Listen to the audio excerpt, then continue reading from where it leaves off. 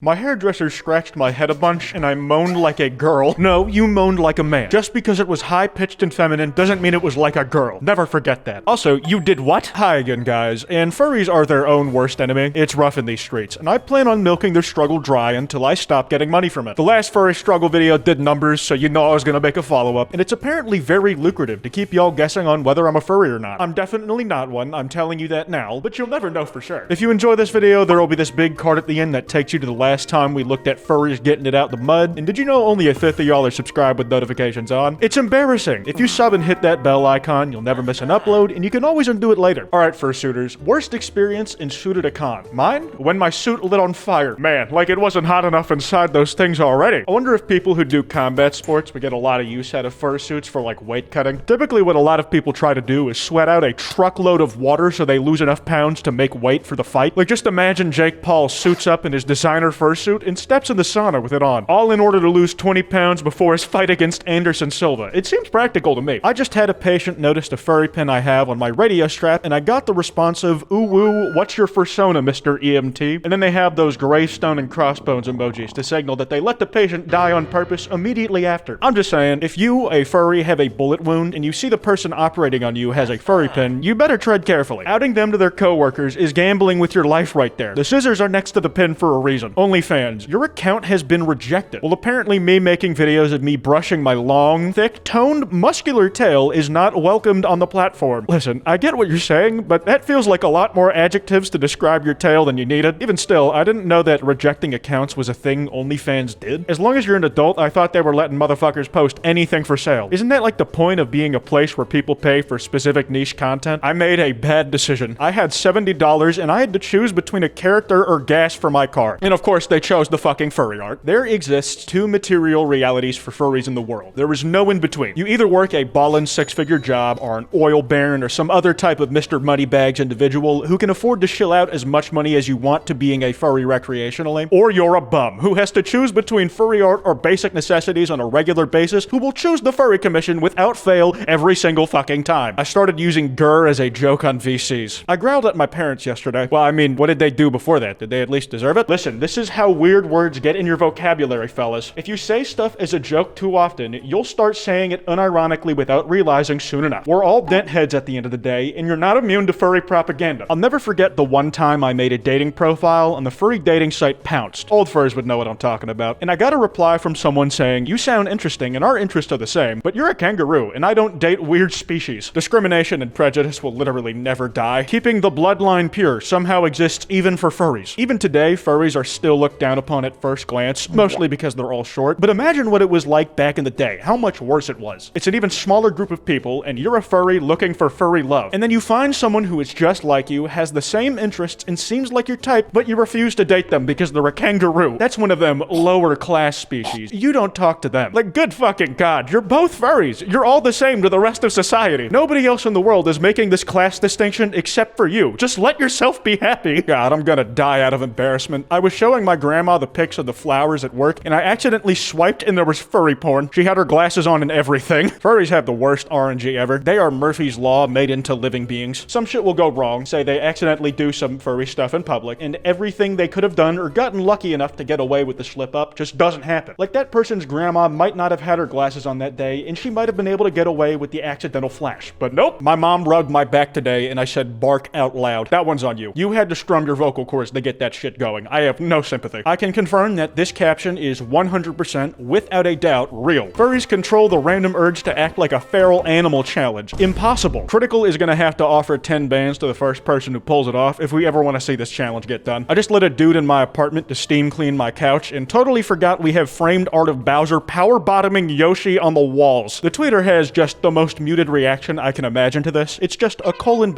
That's the only level of reaction this warrants to them. I really hate people who have no shame. It makes me mad that I'm not more like them. You see, the joke here is that I'm deeply insecure. Why do you have that framed though? Is it just on the wall like any other family photo? Are you ever walk into another room and then you just stop to admire the detail in the art? No judgment here, I'm just trying to understand. I was practicing furry body anatomy, the pee-pee, and my dad walked in. I want to die. This one's easy to explain away. Every art major I talk to says they have always had an assignment to design themselves as a fursona, and on top of that, they're always drawing some sort of penis to learn anatomy in general. If your dad asks, what in the hell are you doing? I didn't raise you like this. Just say it's both of those at the same time, that it's for school. And if he's helping pay for it, you can gaslight him into thinking that it's his fault because you're doing this because of the education he insisted you get. I used :3 when messaging my mom and she just asked, what does that mean? I'm disappointed.